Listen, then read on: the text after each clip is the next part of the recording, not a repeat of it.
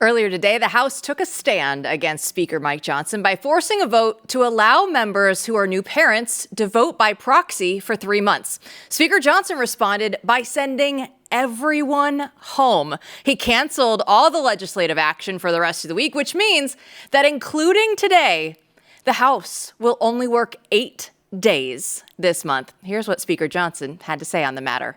That rule being brought down means that we can't have any further action on the floor this week. That means we will not be voting on the SAVE Act for election integrity. We will not be voting on the rogue judges who are attacking President Trump's agenda.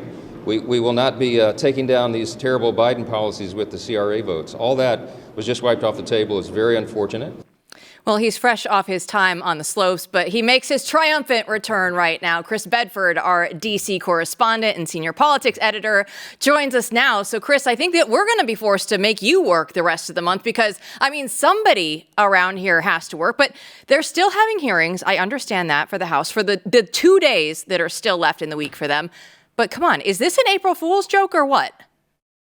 I know I've still got to work, but I am still not ready after skiing this past weekend to change out of sweaters yet. And actually, one of the girls at the studio this morning didn't recognize me because she'd never seen me without a tie on in the middle of the day, which is, I guess a good way to be known in the professional environment. I think Mike Johnson didn't have a choice in this matter, and he was forced to this position by Representative Paulina Luna's temper tantrum over a complete and totally normal fact of life. There's this, both my wife and I, this is my first time away from our infant skiing this past couple of days. Both my wife and I had to make serious career choices, what we were able to do, what opportunities we're able to accept as part of raising a young family, which we're completely pro. And you want the American government to have policies to promote that sort of thing and make it easier for that sort of thing. You want policies that allow people to grow the family, but there's also different opportunities that you're going to have to say no to. So if I were offered a job traveling from D.C. to Florida a couple of days a week in order to represent my district in the U.S. Congress as a member, then I don't think that's a job I would pursue if I was intending to have infant children that time. And this is kind of a conceit of the laptop class in general, the idea that they could just do their job from wherever. And it's also given at a time when the protections and privileges that have been granted to pregnant women in American society, I think correctly, are being used to massively expand those privileges to any sorts of ailments. Over the last couple of years, voting remotely has been a major issue. The Democrats roundly support it because they don't want to go to work anymore. They want to stay home and just fundraise and be activists. Vote by phone. They were afraid of getting sick with COVID. There's huge amounts of them that are elderly and infirm, like significantly older than the Soviet Politburo ever was, who don't want to come to work anymore because of that. And the Republicans have fought against us because it leads to all kinds of abuses if you allow for it. And it's a kind of a mixture of that laptop class conceit of, well, we don't have to go to work unlike, blue collar people or folks that are actually required in the office. And it's also kind of feeds into that whole feminist lie of you can have it all. You can do whatever you want. You can put your entire life into your different ambitions without making sacrifices, and then maybe, and that'll be okay. And that's a lie that's led to a lot of broken dreams over the years and a lot of misled people. So if Paulina Luna needs to shut down the House for the rest of this week because she doesn't want to come to work anymore to be a member of Congress, then choose a different career field. There's a lot of jobs, including my own. I'm literally currently beaming into you from my house right before I run out the door to pick a kid up from school and then run to baseball practice and then come home and make dinner that work with that. If I was a member of Congress, there's so many times I'd be seeing the light is going on at the Capitol until midnight. You're working late. You got to put that time in. You got to earn that paycheck, and you have to be away from your family. It's a sacrifice. Well, speaking of sacrifices, I am impressed with your sacrifice with that sweater. Sweater Bedford is here, and we are happy to have you back in a shocking style, but it makes an impression. I'm still like mulling Sweater Bedford right now. It's 70s James Bond, like bearded James Bond. I got you. It's a strange look. I'm going with it. It's just good to have you back, man. It's been too long. when you look at this example, let's take this as an example because it's it is a weird week. What Jill's saying, these people, it's a strange stuff. Is this a sign of a lack of leadership? I mean, I guess the problem is that people are increasingly going to pay attention to Congress as the excitement of the EOs wears off and the excitement of the flurry of activity in the beginning of the Trump administration wears off. And they're going to ask in the 2-year stretch, right, that the administration has, okay, how much of the movement now transfers over to Congress? And there's a lot of thoughtful people in the audience, regular people, voters. They understand that Congress has to do something eventually. So is this the kind of thing that threatens the mandate, or is this just a bump along the way? I don't think it's an existential threat to the mandate, but it's a big bump. I mean, Congress is moving way more slowly than they hoped to. That's one of the reasons that you saw the nominee to the ambassadorship to the United Nations, Lee Stefanik, withdrawn from consideration last week. Is even by tomorrow morning, when I expect you'll see 2 more Republicans in the House of Representatives to the Florida special elections, the numbers there and the margins there are extremely slim. Now, Representative Paulina Luna was able to get 8 other Republicans and every Democrat to join her. That's not usually enough to launch a House shutting down rebellion, but with the margins that they have, it was. It was something that could actually bring it to a halt. So it shows you that one member can do that when there's other things that the House should be working on. I mean, if they're really serious, they need to continue their negotiations on the budget despite not being in session and not being able to vote. Some of the votes that they were working on were things that aren't that consequential. Like they're never going to get their attempts to restrain the activist kind of Democrat deranged judges from making crazy rulings. They don't have the votes in the Senate to do that sort of thing. So that's one thing and they're not dealing with nominations the way the Senate's dealing with. But one of the main things that they're supposed to be dealing with is the budget. And that was expected to be done the White House expected that to be done in the first month. I never heard anything like that from members of Congress who said, well, maybe by Easter. And that has to hope now with the Senate, the ball being essentially tossed to the Senate's court anyways.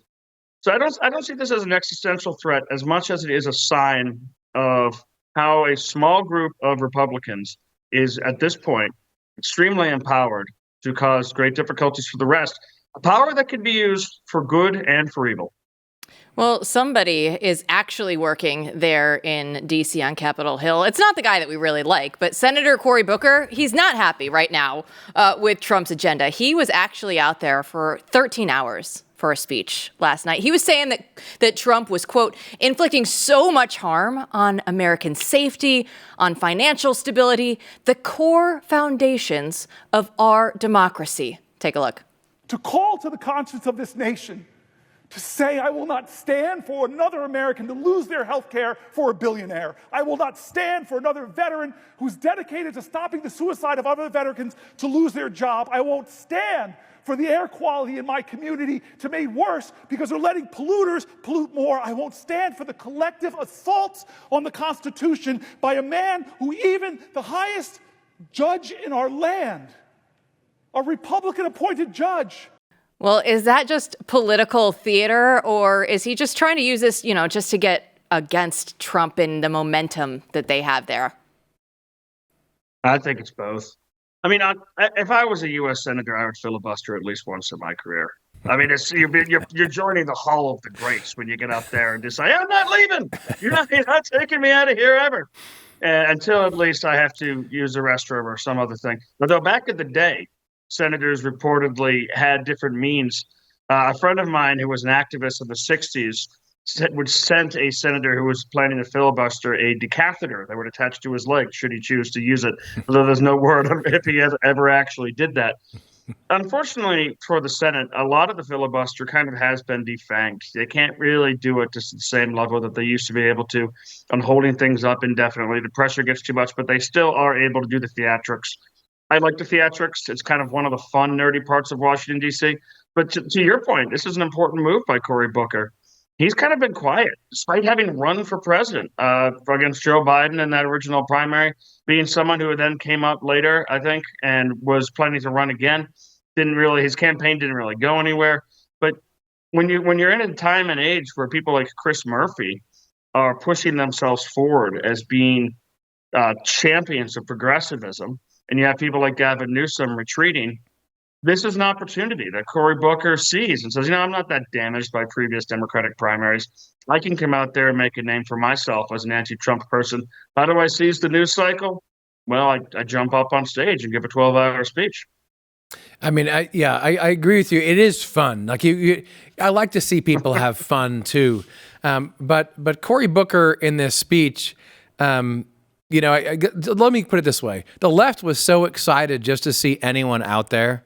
Democrats were just excited to see anyone out there making waves. And like you said, you haven't seen him in a while. And it's like, oh, we used to like Cory, and Booker comes back and he's giving this. So you saw him get a lot of love on social media and in the press. And I think that will continue because people, I mean, as one lefty wag said, this is really important for the American people to hear the truth they won't hear from mainstream media like Fox News.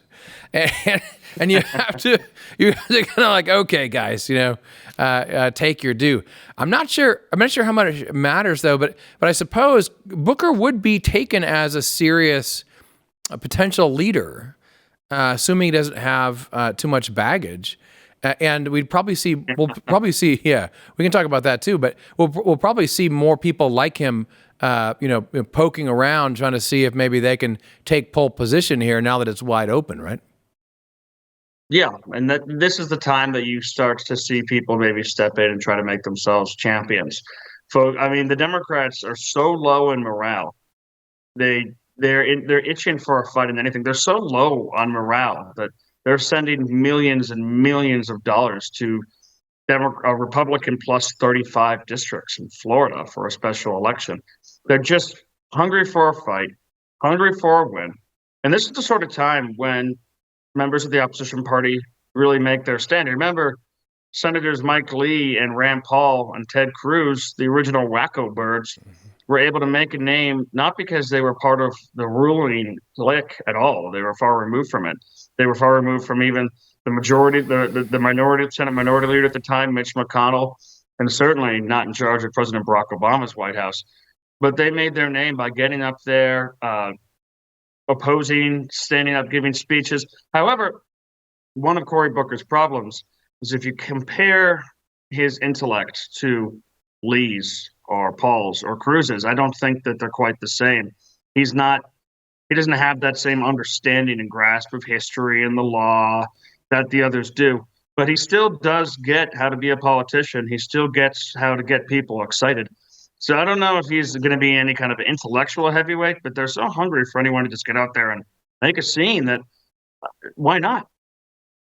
It's impossible to compare Chris Bedford's intellect to anyone else because there are very few that can rise to the level of our Chris Bedford. It's good to have you back. And you know what? I'm glad that you got your cell phone back. Everything's in order.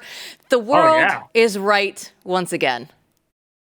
Well, one of those cell phones, my old one, which needed to retire, is still at the top of a mountain in central Maine. But there is a new one. There is another, and it is stronger than even the old one. We shall rebuild.